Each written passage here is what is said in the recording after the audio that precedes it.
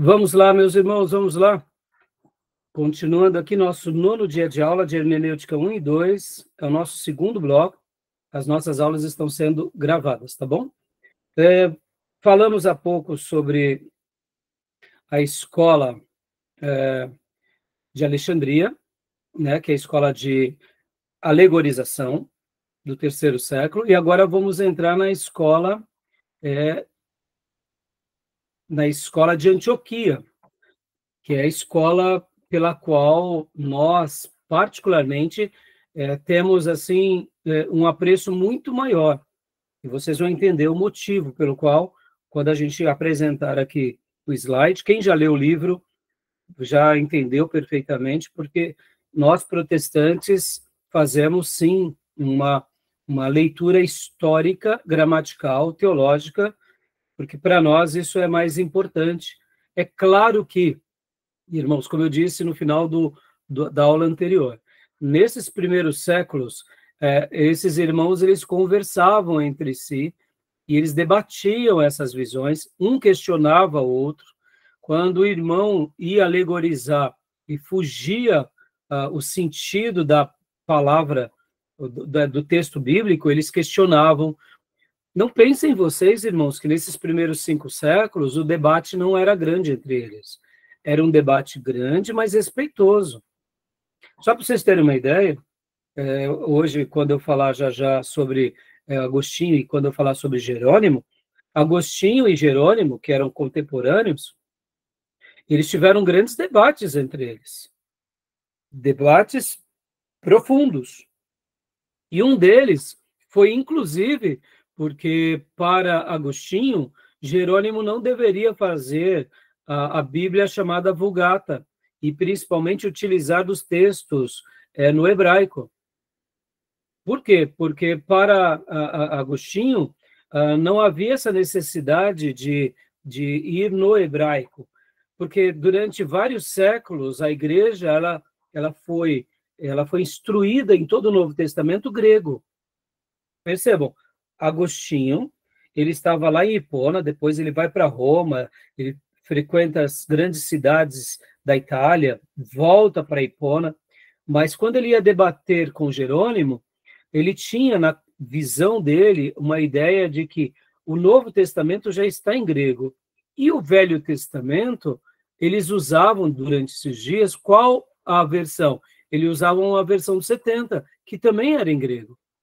Quando agora veio Jerônimo e quis fazer uma tradução da Bíblia e pegar principalmente o texto em hebraico, depois pegar o texto também em grego da Septuaginta do Velho Testamento, pegar todo o Novo Testamento e traduzir para o latim, houve um debate entre Agostinho e Jerônimo. Depois, o próprio Agostinho acabou admitindo que a ideia de Jerônimo era muito boa. Porque qual que era a ideia de Jerônimo? Olha só, irmãos.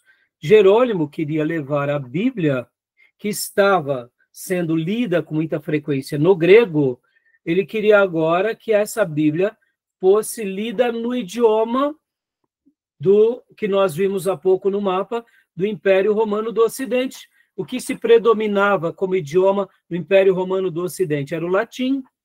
Então, nós estamos falando aqui já do 5º século, final do 4º século para o início do 5º século.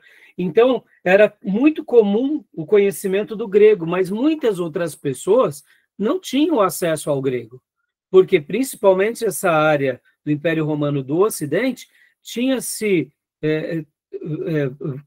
como era o latim, a língua oficial, então Jerônimo, o que ele fez? Ele literalmente ele fez aquilo que Lutero fez. Ele pegou a Bíblia e pôs na língua corrente do povo. E, querendo ou não, Agostinho ele teve que dar a mão à palmatória. Por quê? Porque muitas cidades, não só no Império Romano do Ocidente, mas principalmente ali no norte da África, que falavam latim, foi um benefício muito grande, porque agora a Bíblia podia ser lida por qualquer cristão. Aqueles que conheciam o grego e aqueles que não conheciam. Interessante, não? Então percebam como os diálogos deles e os embates eram grandes, e como um aprendia com o outro.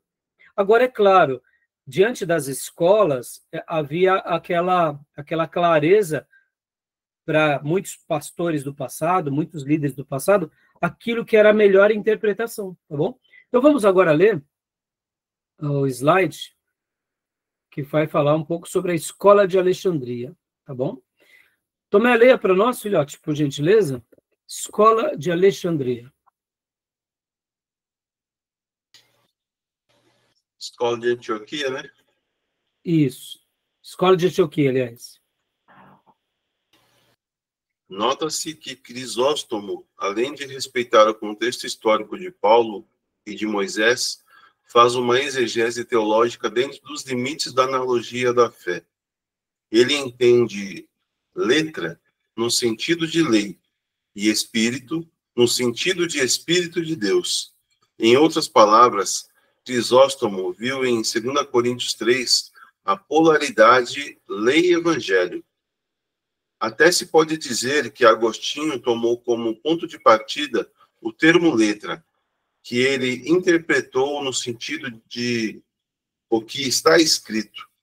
Em decorrência disso, espírito só poderia ter um sentido, metafórico ou alegórico. Aliás, ainda hoje se fala sobre o espírito da lei, o espírito do texto, etc. Crisóstomo, por sua vez, tomou letra no sentido de lei, derivada do contraste que Paulo estabelece entre espírito e letra. Isso é exegese histórico-gramatical. Isso, então aqui ele está dando uma explicação e aqui ele já começa a citar Crisóstomo, né? Que vocês verão que ele foi uma pessoa muito importante na história da igreja. Ele também foi apelidado o Boca de Ouro. Ele não foi um intérprete, um exegeta muito brilhante, mas ele foi um pregador, um orador muito especial. Agora, olha só que interessante, irmãos, esse parágrafo aqui.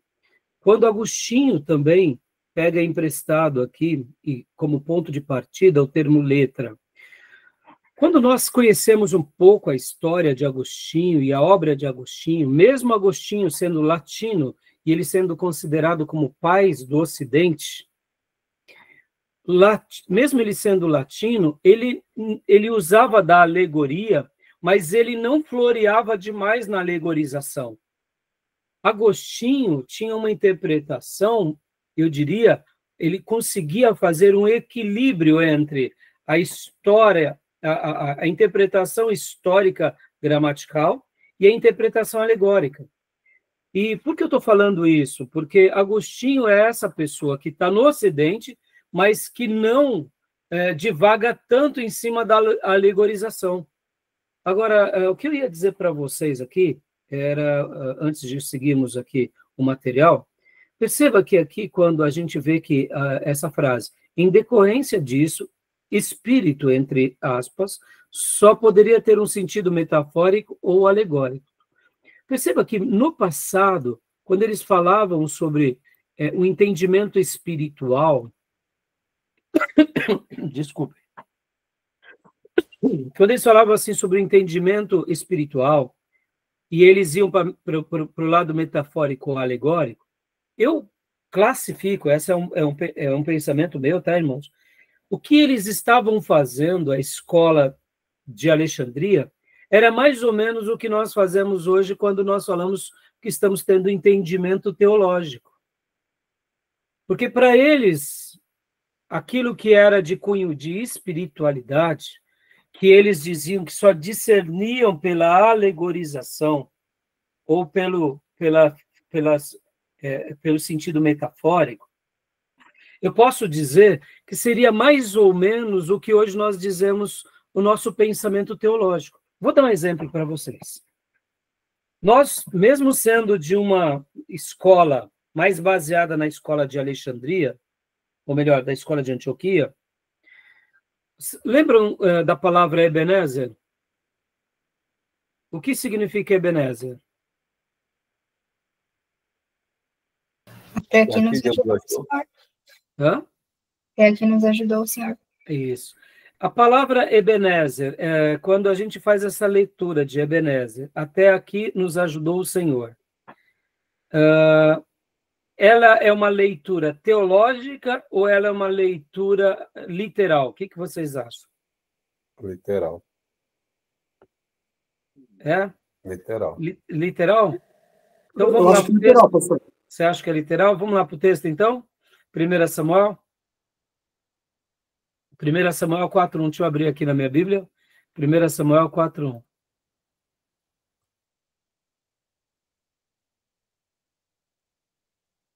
Olha só. 1 Samuel 4:1.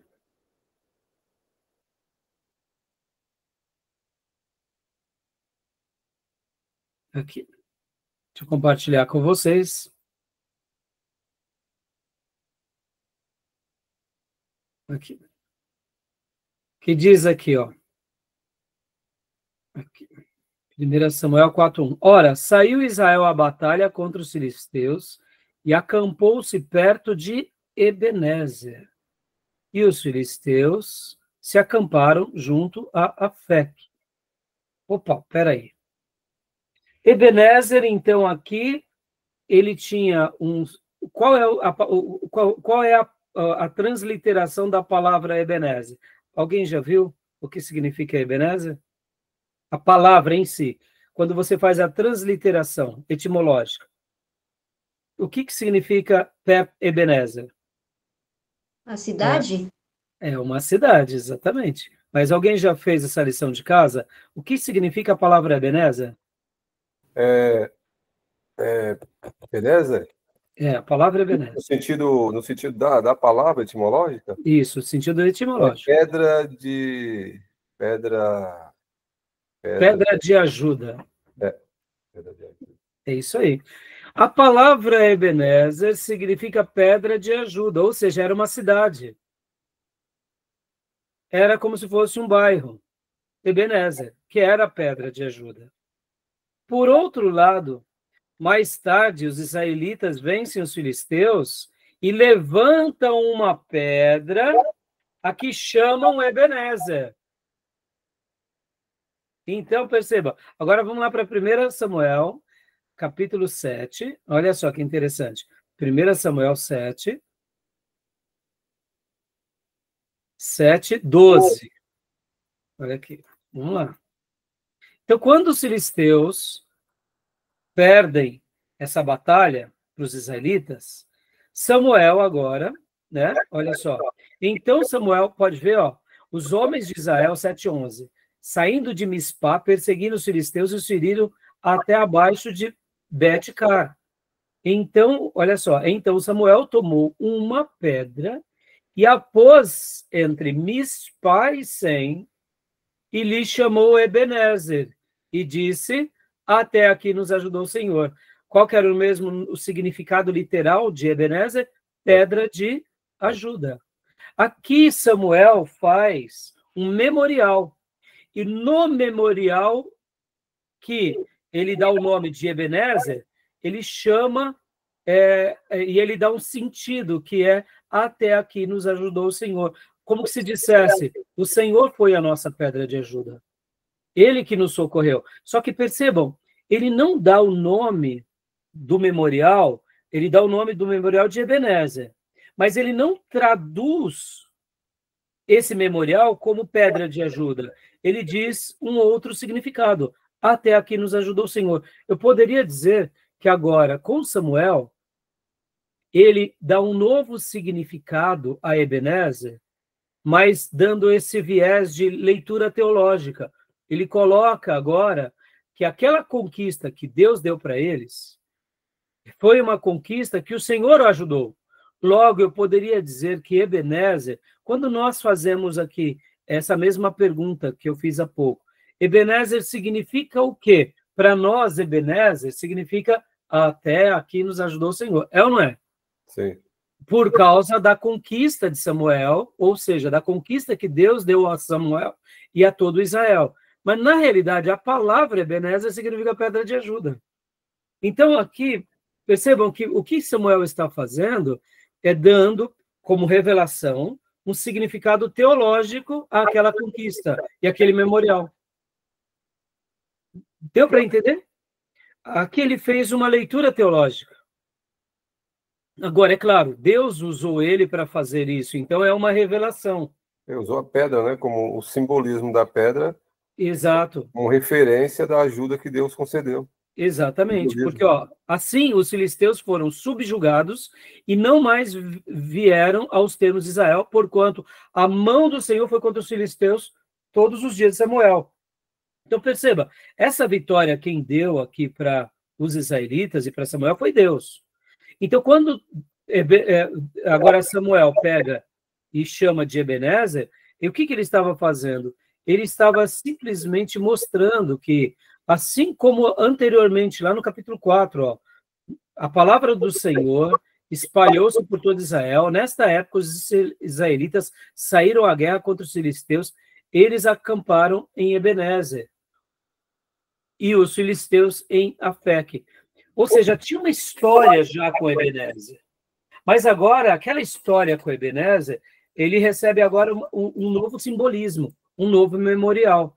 E nesse novo memorial, Deus dá para eles um novo significado. Eu não estou dizendo que está errado, irmãos, falar que Ebenezer significa até aqui nos ajudou o Senhor, até porque na revelação que Deus deu a Samuel, é isso que Deus estava dizendo a todo Israel. Até aqui nos ajudou o Senhor. Então, quando a gente diz Ebenezer, até aqui nos ajudou o Senhor, a gente não está errado. Mas, se a gente fosse fazer uma tradução da palavra, e uma transliteração, Ebenezer seria o quê? Pedra de ajuda. Pedra de socorro. Interessante, não? Sim. Né? E por que eu estou falando isso? Vamos voltar lá para o nosso texto que a gente estava vendo há pouco, aqui em cima, né, da escola de interpretação de Antioquia. Ou seja, dentro da escola de Antioquia, percebam que aqui eles vão para o literal, né? Ou seja, eles vão para o lado literal, eles vão para a prática da literalidade. É daqui que nasce o que nós acabamos de dizer há pouco, o princípio histórico gramatical. Ou seja, essa escola que ficava aqui em Antioquia, agora deixa eu mostrar o mapa mais uma vez para vocês. Essa escola que ficava aqui nessa região, olha que coisa linda, irmãos. Vou pegar aqui um outro mapa. Aqui. Esse mapa. Essa escola que ficava aqui, eles...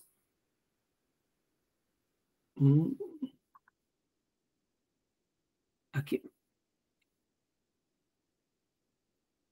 Aqui, ó, tá vendo? Aqui eu peguei esse mapa, só mostrando aqui para vocês. Ó. Antioquia está exatamente aqui, ó, nessa região, na Síria.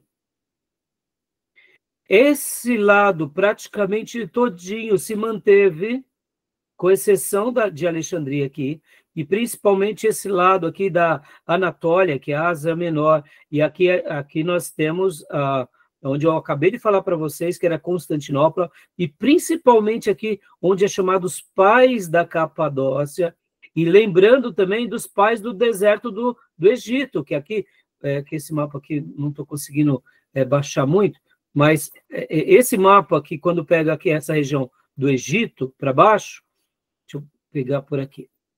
Quando a gente pega esse lado do Egito, os pais do deserto, eles faziam uma leitura da Bíblia literal. Lembram que Antônio, chamado pelos católicos de Santo Antônio, que ele era um egípcio, e aí ele ouve aquele desafio de Jesus, quando ele fala ao jovem rico, vende tudo e dá aos pobres e segue-me. Ele deixa a agricultura do seu pai e vai viver uma vida agora recluso. E depois Pacômio, que é outro pai do deserto, também no Egito, que monta agora os monastérios, e depois eles ali começam a criar esse movimento monástico, que é chamado os pais do deserto. A gente aprendeu a história eclesiástica 1. Percebam que eles tinham o quê?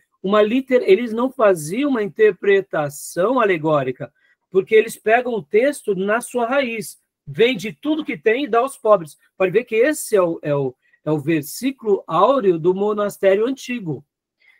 E a partir deles, eles vão influenciando toda uma escola. E aqui, quando a gente chega nos pais da Capadócia, que já já a gente vai ver, os próprios teólogos modernos vão dizer o seguinte, que toda essa turma, que, excetuando Alexandria, eles eram muito radicais, irmãos. Por que radicais? Eles interpretavam a Bíblia na sua essência.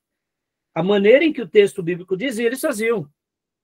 Então, muitas pessoas saíram das cidades e foram morar nos desertos, nos monastérios, para quê? Para buscar a Deus de uma forma muito, eu diria, viver essa renúncia. Só que olha que interessante, ao mesmo tempo que eles eram literais, eles também enviavam muitos missionários. Por quê? Porque eles acreditavam na literalidade da Bíblia. Estão entendendo, meus irmãos? Percebam, olha que coisa linda, né? E quando... Os puritanos também era assim, né? Exato. Por isso que, Júnior, nós entendemos que uma das melhores leituras que a gente possa fazer sobre esse período monástico é que os puritanos foram, eu diria, como alguém já disse, se não me engano é C.I. Packer que disse isso, ou foi outro grande escritor do passado, ele disse que os puritanos, eles foram os monges que entre aspas, viviam nas cidades. Foi mais ou menos isso. Eu estou falando aqui, irmãos, é que quem entrou agora nessa aula recentemente, eu não estou falando aqui do monasticismo medieval, porque esse monasticismo que nasce agora como uma proposta de fugir dos grandes centros para se buscar a Deus, e logo depois que Constantino e Teodósio oficializam o cristianismo como religião do império, muitos irmãos ficaram decepcionados com esse cristianismo agora político.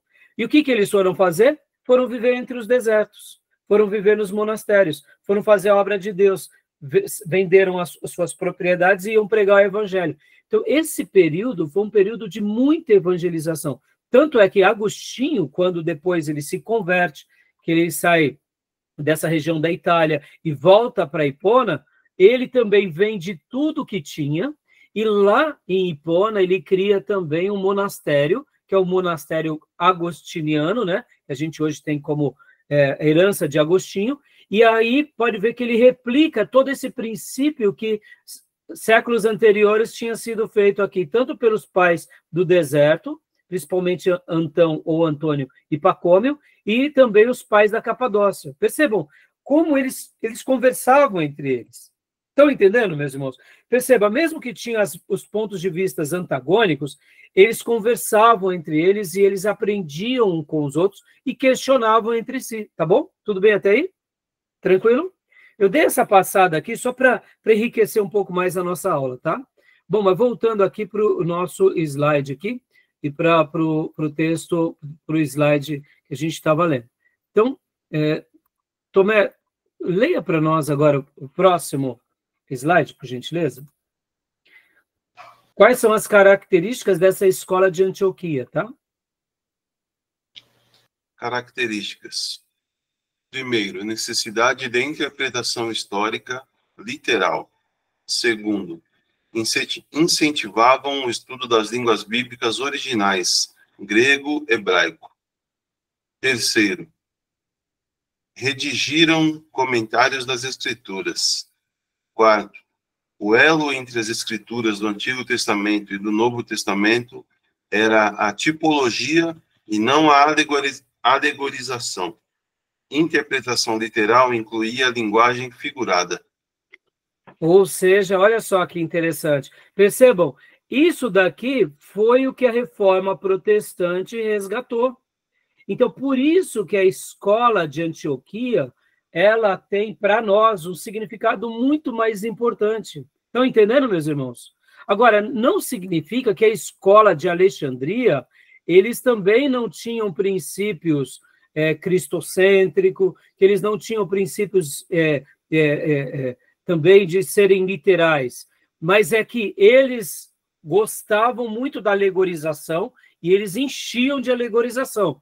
Como eu disse, num primeiro momento eles não se perderam muito, mas logo depois do cristianismo romanizado pelo catolicismo romano, né, foi redundante, mas aí sim se perdem totalmente, tá bom? E aqui pode ler para nós, Tomé, olha só.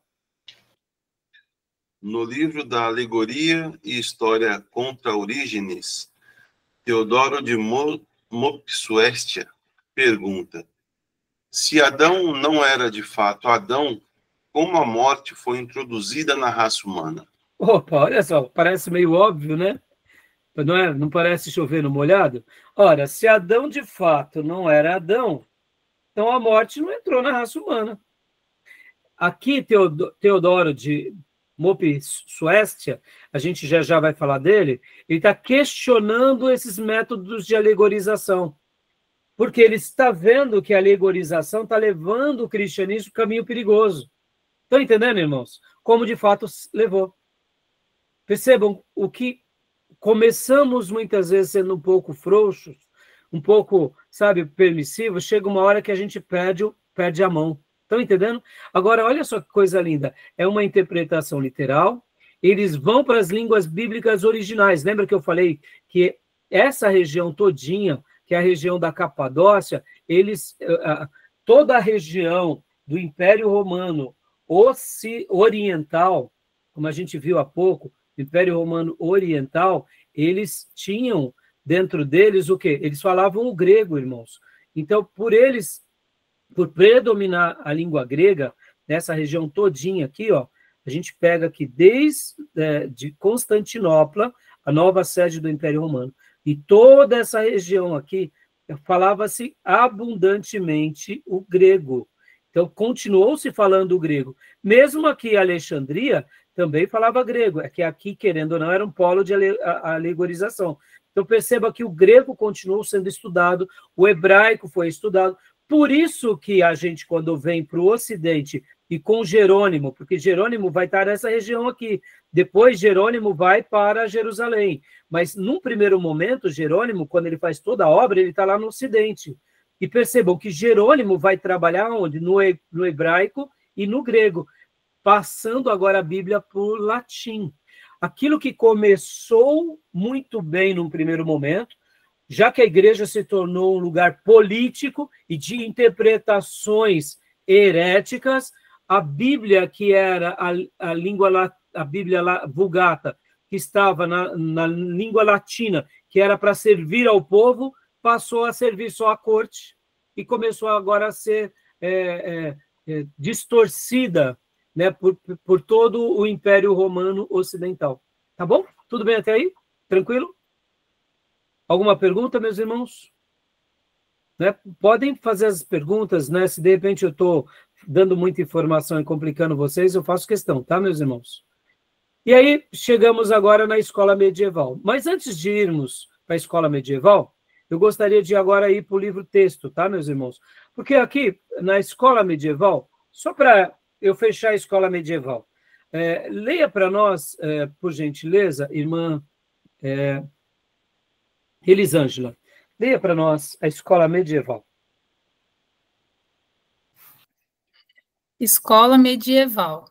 A história registra que o método alegórico associado com a escola de Alexandria saiu vitorioso, na medida em que influenciou a exegese da igreja no período medieval.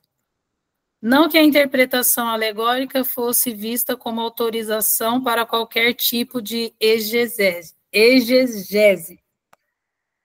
especialmente exegeses heréticas. Havia um parâmetro ou uma área de segurança dentro da qual era necessário permanecer. A regula fidei, regra da fé, ou doutrina da igreja. Exato. Eu quero que vocês guardem isso, irmãos. Nós, protestantes, olhamos para a escola da alegorização e a gente joga tudo no lixo. Não façam isso, tá, meus irmãos? Eu vou explicar por quê. Jerônimo usava de alegorização. O próprio Agostinho de Hipona, um dos maiores teólogos de todos os tempos, usava de alegorização. Ou seja, a gente viu também outros grandes pais da igreja, como Orígenes, Clemente de Alexandria. Eles não eram cristãos meia-boca, eram cristãos de peso. Não coloquem, não joguem fora a água com a criança junto, que você deu banho, entendeu? Dê banho, deixa a criança limpinha e joga água suja, tá bom? Porque nós, como somos, eu diria, traumatizados pelo romanismo, a gente fala que a alegorização que foi o culpado da heresia, não foi a alegorização. O culpado da heresia, do catolicismo romano, e até mesmo entre os ortodoxos gregos e russos, foi o quê? Foi a frouxidão teológica unida à religião junto com o Estado, junto com todo o paganismo que entrou dentro da igreja. Isso sim foi o problema. A alegorização só foi a roupagem que eles revestiam todo esse embrulho. Mas o problema maior deles foi a frouxidão teológica, foi a politicagem usando a igreja, foi essa institucionalização da fé, foi o poder ter subido na cabeça dos bispos em não mais valorizar a verdadeira fé, mas agora agradar todos os tipos de reis e imperadores. Esse que foi o problema. Então, percebam que a gente tem que colocar as coisas nos seus devidos lugares. Pastor, o senhor está sendo romântico agora com a alegorização. Não é isso, irmãos. Eu estou querendo dizer que a alegorização vai ter a sua utilidade. Na escola medieval, olha só, um outro detalhe também que atrapalha demais a escola medieval, que é o quê? Aquilo que nós chamamos as relíquias sagradas. Eles iam para Jerusalém pegar um pedaço da cruz de Jesus, um pedaço da Arca de Noé, um pedaço... Eles começaram a ter práticas de relíquias e os pastores e os bispos deixaram isso acontecer. Então, agora, como que você vai sustentar todo esse paganismo dentro da igreja cristã? Você precisa de uma roupagem. Qual que era a roupagem? Agora as novas autoridades papais, as falas papais, era o quê? As novas crendices. O que é mais fácil? Você ensinar o caminho de Deus a alguém ou você deixar um ídolo para ele e falar assim, ó, leva esse ídolo, ora esse ídolo que está tudo resolvido na sua vida. Percebam, eles foram dando caminhos mais fáceis. Então, não vamos culpar, né, a alegorização. A alegorização ela teve o seu lado errado. Mas Paulo usou de alegorização no Novo Testamento. Então, Agostinho de Hipona usou de alegorização. Deixa eu contar para vocês aqui uma homilia chamada Homilia de Santo Agostinho, que é... O que é homilia? A homilia é uma forma de pregação. É como se fosse um sermão, só que é um sermão de uma forma um pouco diferente. Ele era escrito e ele era lido, e ele tinha uma construção um pouco diferente do sermão nosso hoje. Vocês vão aprender bastante sobre isso no próximo módulo. Mas antigamente não se chamava de sermão, chamava-se de homilia. E Agostinho de Hipona tem uma homilia que é baseado nos 3 tipos de ressurreição do Novo Testamento. Eu me lembro que foi o primeiro texto que eu li sobre Agostinho no seminário. Então, o que Agostinho falou? Ele fez uma comparação das 3 ressurreições do Novo Testamento com 3 tipos de pecadores. O primeiro, a primeira ressurreição da filha de Jairo. A segunda ressurreição, o filho da viúva de Naim. E a terceira ressurreição de Lázaro. E dentro da mensagem de Agostinho, ele disse o seguinte, que a filha de Jairo, o líder da sinagoga, representa aquelas pessoas que vivem no pecado, mas elas estão cegas para Deus, mas elas estão no pecado, mas não naqueles pecados mais horrorosos. São pessoas boas da sociedade, mas elas estão mortas para Deus. Olha só a comparação que ele faz. Que lindo, né? Ele está fazendo uma comparação a um tipo de morte, a uma categoria de pessoas. Então, Agostinho explica que muitas pessoas vivem como a filha de Jairo, e vivem no pecado, mas elas estão mortas. É uma morte recente, é uma morte rápida, não é uma morte que ainda está cheirando o corpo, nem que as pessoas estão levando ao sepulcro, mas é uma morte, ou seja, ele compara que muitas pessoas na sociedade estão mortas, como a filha de Jairo. Segundo tipo de morte, o filho da viúva de Naim. Aí ele diz, esse tipo de pessoas representa aqueles que já estão presos mais a esse mundo pecador. gostam de umas coisas erradas, gostam de alguns vícios, mas moralmente ainda eles têm uma vida justa.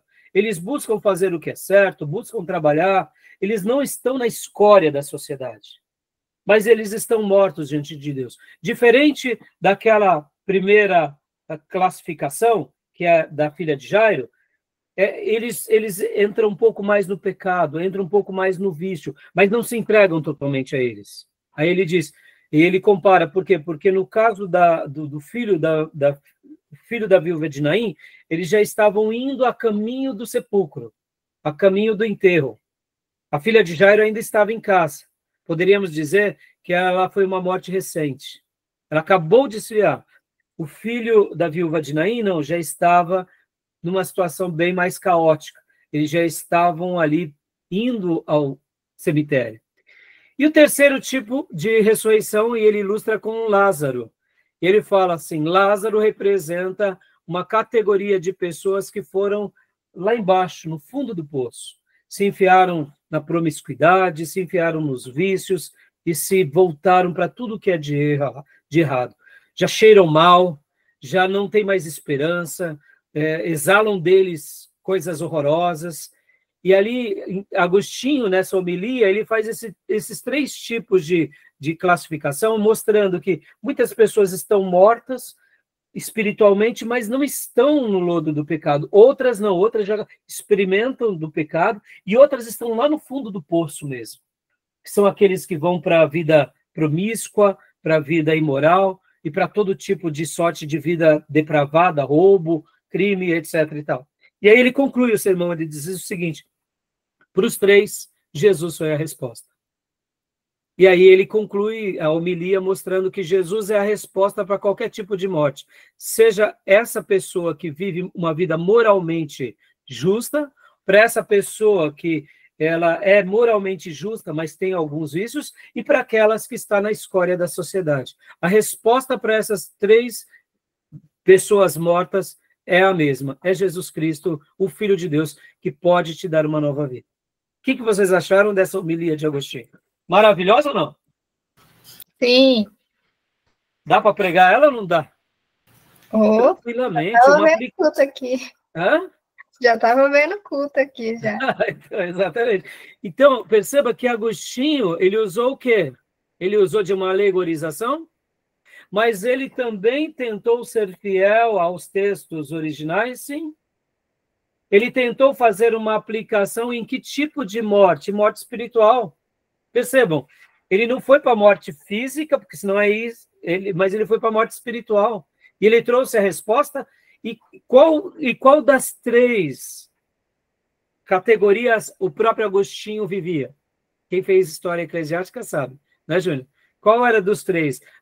A morte da filha de Jairo, do filho da viúva de Naim ou de Lázaro? Diga para nós, Júnior, você que fez história eclesiástica, a gente falou bastante de Agostinho. A morte de... A comparação da vida do próprio Agostinho, ele se compara a qual dos três? A morte de... Ele se comparava a um morto, né? Espiritual, né? Sim, mas lembra, ele teve uma experiência bem antes da conversão dele, né? Lembra? Foi. Ele se envolveu com mulheres. Ele era Agostinho, irmãos, ele era um promíscuo, ele era uma pessoa que gostava das noites, das bebedices, dos prazeres. Tanto é que ele tem um livro que se tornou clássico chamado Confissões, onde ele registra toda a história de vida dele, o desejo que ele tinha de ser rico, de ser poderoso, e ele realmente se entregou a isso. Então ele se entrega à luxúria, ele se entrega à ganância, ele se entrega aos prazeres, e ele era de uma mente muito dotada, então ele alcançou sim muito sucesso, mas nada disso preencheu a vida dele até que ele se converte e a vida dele é mudada. Então perceba, a vida de Agostinho é uma ilustração viva do poder de Deus. Então percebam, ele era o morto como Lázaro. Entenderam? Ou seja, estão entendendo aqui porque eu estou fazendo a defesa da alegorização? A alegorização sendo usada com as suas devidas proporções, ela é magnífica. Só para eu concluir essa parte aqui. O livro clássico de John Bunyan, o peregrino, o que ele é senão uma obra de alegorização? É maravilhoso, mas só que ele tem o quê? A alegorização como um instrumento didático, como um instrumento elucidativo para nos dar as lições bíblicas. É isso que eu digo para vocês, que quando a gente pega e começa a questionar toda a alegorização como se fosse catolicismo romano ou ortodoxo grego, a gente está fazendo um crime, a gente está sendo fiel à história. Por quê? Depois do 5º século, 6º século, aí eles se perdem de vez. Mas antes se perdiam um pouco, irmãos. Mas a gente tem que lembrar também que dentro da escola de Antioquia, nem todos também foram intérpretes tão fiéis. Teve alguns que em nome da literalidade, praticaram algumas heresias. A gente vai ver os arianos, por exemplo, a gente vai ver os pelagianos, e outros grupos também, que eles tentam interpretar tanto na sua literalidade, como também era o outro grupo que não queria conceder o perdão àqueles que, depois que o Império Romano, os donatistas, eles iam em nome da literalidade tão grande que eles esqueciam da verdadeira interpretação. Entenderam? Então, percebam, a gente tem que ter os seus pesos e medidas bem equilibrados. Só agora, para a gente concluir, irmãos, essa parte da escola medieval, na escola medieval eles se perdem totalmente. Ou seja, são 1000 anos praticamente de história, que vai ter um grupinho aqui, outro lá, tentando fazer uma mudança. Deus vai levantar Pedro Valdo, vai levantar depois Wycliffe, vai levantar John Hus, dentro do catolicismo, para criar ali uma reforma, mas a grande maioria desses homens são mortos, ou são humilhados, ou são excomungados, porque, infelizmente, o romanismo criou uma nova religião. Só para eu concluir esse ponto aqui. Assim como o Sinédrio, presta bastante atenção, o Sinédrio nos dias de Jesus era um braço judeu que usava a lei de Deus, a Bíblia, para as decisões políticas, assim se tornou o catolicismo romano, com a sua tradição. Eles se tornaram outra coisa à parte das escrituras sagradas.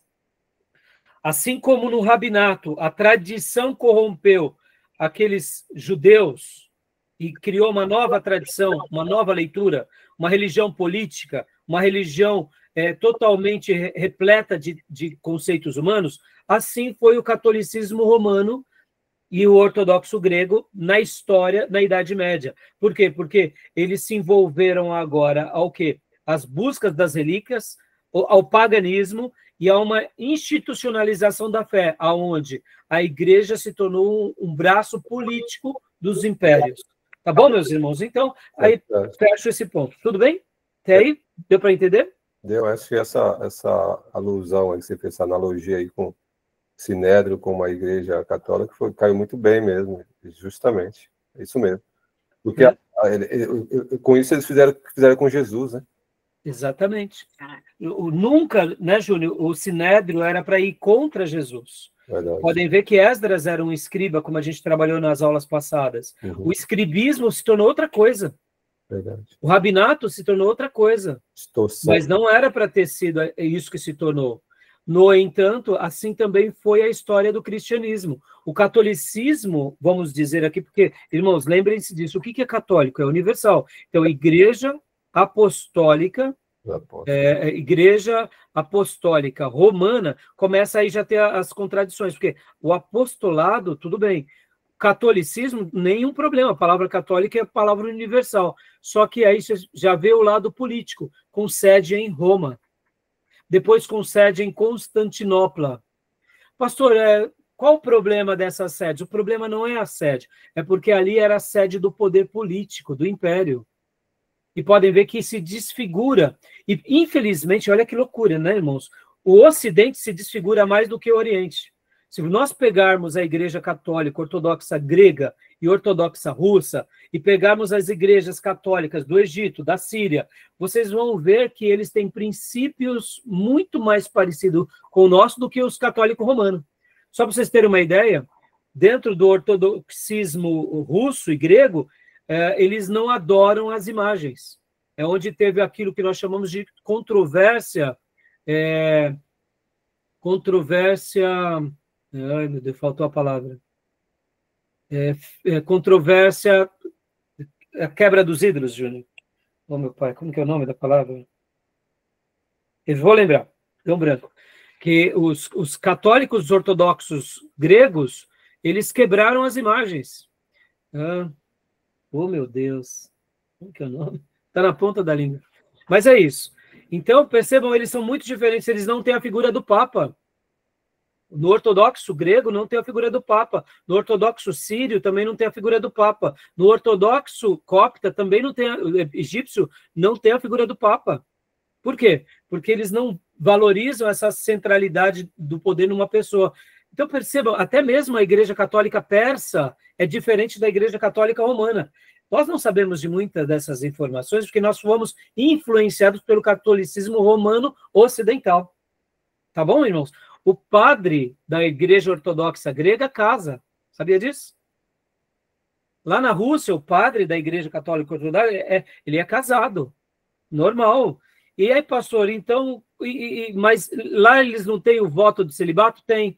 Para quem? Para aqueles que querem continuar crescendo dentro do catolicismo e querem se tornar bispos ou, como eles chamam, patriarcas. Quem é o patriarca? É o líder principal. Eles preservam ainda um título que era lá dos primeiros séculos, o patriarcado.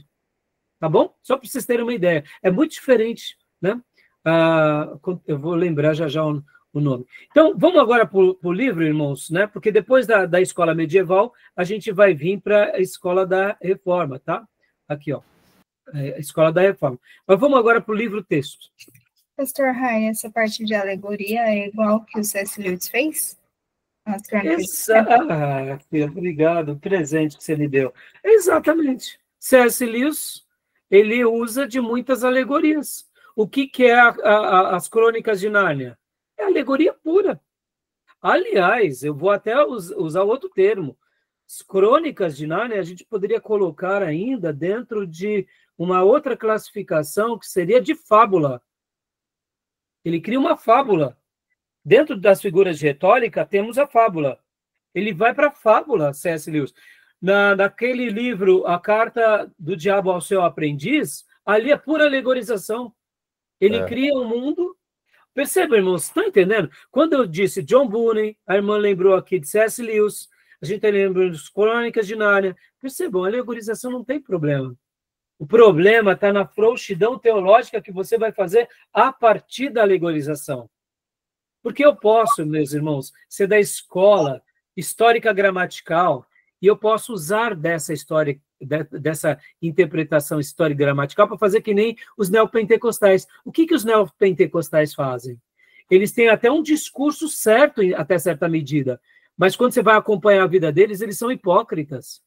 Quando eles pregam, muitas vezes estão pregando certinho, mas depois, tudo aquilo que eles pregaram, eles não vivem. Ou seja, eu pergunto, que literalidade é essa que não serviu para nada? Estão entendendo? Concorda? Se você for pegar, por exemplo, um livro, por exemplo, vou dar um exemplo aqui, do Edir Macedo, se você for ver as fontes bibliográficas que ele usa, é todos os nossos livros de teologia que estão aqui. Aí eu pergunto, a Igreja Universal pratica o que os nossos pais da igreja estão fazendo? Claro que não. Totalmente. E aí eles fazem uma vista grossa, como que se o que o pastor principal, que é o Bispo Macedo, fala, os outros fazem e ele faz uma vista grossa. Agora eu te pergunto, todos estão debaixo daquele guarda-chuva? Estão. E por que ele permite? Porque ele permite, por exemplo, um culto sincrético, e para não dizer quase que uma macumba cristã dentro dos próprios cultos, um sincretismo, a venda de objetos sagrados, um paganismo declarado em nome de Deus. Aí eu te pergunto, perceba que quando ele fala quase como se ele fosse um papa, uma voz autoritativa, mas a prática da igreja dele é totalmente corrupta, no sentido doutrinário, me refiro, porque leva o povo à corrupção no sentido bíblico, herético. Bom, eu gosto de chamar, para quem ainda nunca ouviu, que o Templo de Salomão que eles levantaram, eu gosto de chamar de Aparecida dos Crentes. É a Aparecida dos Crentes. Pode ver, é a Aparecida dos Crentes. Dos adoradores de Mamon, dos adoradores da prosperidade. Porque a prosperidade, para esse grupo de de neopentecostais, ela é um ídolo invisível. Concordam? É um ídolo invisível. A prosperidade virou um ídolo invisível. E um outro ídolo invisível que eles se alimentam, esses neopentecostais, é o egoísmo. Eles são extremamente egoístas. Podem ver que tudo é para eles. Até mesmo eles estão em luta contra as outras irmandades. Eles não têm comunhão. E quando tem, é sempre pensando o que nós iremos ganhar. Entendeu? Então é muito perigoso, meus irmãos. Ó, se a gente for ver, o neopentecostalismo nasce dentro da histórica gramatical. Mas eu pergunto, eles são histórico-gramatical? Claro que não, nunca foram. Mas eles dizem que são, né? Entendeu? É interessante, né? Tá bom? Acho que eu lembrei lá o negócio lá que você falou, iconoclasta, não é? Meu Deus, iconoclasta. Controvérsia iconoclasta. Isso aí, Júnior, obrigado. Eu ia pesquisar agora aqui. O que foi a controvérsia iconoclasta? Foi quando os líderes da Igreja Ortodoxa grega chegaram e viram que estamos adorando os ídolos e foram lá e quebraram tudo. Por isso que até hoje são divididos, irmãos. A Igreja russa, grega, com a Igreja Católica Romana. Tá bom? Beleza, meus irmãos? Tudo bem até aí? Então, agora, para a gente concluir, irmãos, essa parte, eu queria só dar uma pincelada. Inclusive, eu só vou mostrar aqui para vocês rapidamente. Eu selecionei e mandei para vocês, no nosso link do seminário, aqui, deixa eu ver onde está. Aqui, não é, aqui, não. Está aqui. Eu mandei no link do seminário 2 artigos para vocês, e eu quero só mostrar agora, porque se você não conseguiu ler, leia, porque vai ser muito útil esse material. Aqui, deixa eu só mostrar aqui para vocês. O primeiro é esse daqui, esse artigo. É um artigo da Edições Vida Nova que vale a pena vocês verem, tá bom? Não está compartilhado ainda. Não está? Peraí, vou mostrar agora. Aqui. Aqui. Depois, vocês se inscrevam, dá para se inscrever aqui na Teologia Brasileira, é tipo uma revista que a Vida Nova, Edições Vida Nova, criou, tá? É muito bom. Aqui, essa daqui está falando sobre a hermenêutica de Jerônimo, reflexões para a exegese e hermenêutica atual a partir do pai da igreja. O texto é um pouquinho mais complicado, inclusive eu vou até dar uma dica para vocês, né? Quando vocês pegarem o texto e estiverem lendo, vocês selecionam, quem tiver dificuldade no inglês, seleciona aqui e coloca para traduzir para o português. Vocês conseguem traduzir, né, toda essa parte, ó. Que legal. Então, você pega o texto de Jerônimo, e aqui, nesse texto, irmãos, ele está falando um pouco sobre a hermenêutica de Jerônimo, já que ele era um grande linguista, e está mostrando que ele era também alegórico. Mas olha só, ele era alegórico, mas ele era um profundo conhecedor do hebraico, do grego, e ele traduz a Bíblia para o latim e se torna a principal versão latina na história do cristianismo, até os nossos dias. Então, perceba que, mesmo que ele seja uma pessoa que ele é chamado de, literalmente, de alegórico, ele não era, assim, uma pessoa, como eu posso dizer, totalmente alegórico, né? E o segundo texto é esse que eu também coloquei para vocês aqui, que está, inclusive, no grupo do seminário. Deixa eu só pegar aqui rapidinho e compartilhar aqui com vocês, que é esse outro texto, que é um pouquinho mais curto, mas é uma beleza esse texto, irmãos, que é de Teodoro de Mopsuestia. Deixa eu compartilhar aqui com vocês, tá? Fica aqui a minha recomendação para que vocês leiam esse material também. Esse material é mais curto e mais objetivo. Vai mostrar quem era Teodoro e o que ele fazia. A gente vai ver algumas coisas dele aqui na próxima aula agora. Quer ver? Só ver se abriu. Aqui, ó. Teodoro de Mopsuestia. E a pregação expositiva na patrística. Perceba que é um texto que está falando sobre pregação expositiva. E a gente vai ver muito aqui que a pregação expositiva, irmãos, ela tem tudo a ver com a interpretação histórica gramatical. porque você tenta extrair o verdadeiro sentido do texto, tá bom? Tá bom, meus irmãos? Tudo bem? Então, leiam depois esse texto, mas leiam ele com os óculos do quê? Da hermenêutica alexandrina, tá bom? Porque ele vai ser uma das mentes mais célebres nos dias do cristianismo ali da patrística, como hermeneuta ou como exegeta, tá bom? Ele é contemporâneo a João Crisóstomo, ele era chamado de o grande intérprete ou o grande exegeta, então vai ser muito legal, esse texto é muito, muito bom. Tá bom, meus irmãos? Mais alguma pergunta? Tranquilo? Podemos encerrar essa parte? Então, vamos parar aqui e vamos para o último bloco, tá bom?